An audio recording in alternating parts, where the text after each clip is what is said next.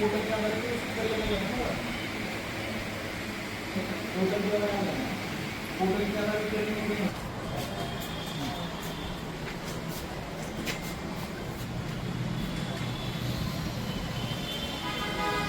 मागणी होती आज आपण?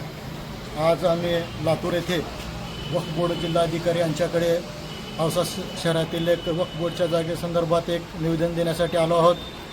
औसा शहरात 12 इमाम सवारीची 2 गुंठे जागा वक्फ बोर्डमध्ये शैक्षणिकसाठी नोंद केलेली आहे, परंतु या जागेवर शैक्षणिकचा न वापर करता तेथे व्यापार संकुलन उभा केले आहे व अनेकांना भाडेतत्वावर दिले येत आहे आणि ते भाडेसुद्धा कोणाला जात आहे हे पण माहीत नाही।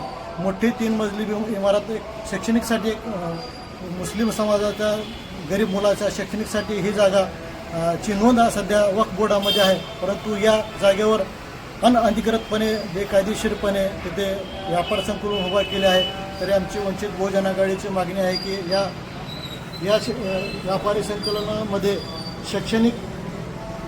शैक्षणिकसाठीच वापर करण्यात यावे, अन्यथा आम्ही वंचित बहुजन आघाडीच्या वतीने याच्या विरोधात तीव्र आंदोलन करण्यात येईल याची नोंद घ्यावी, असं निवेदन या प्रकारचं निवेदन आम्ही वक्फ बोर्ड जिल्हाधिकाऱ्याला लातूर येथे दिलेलं आहे।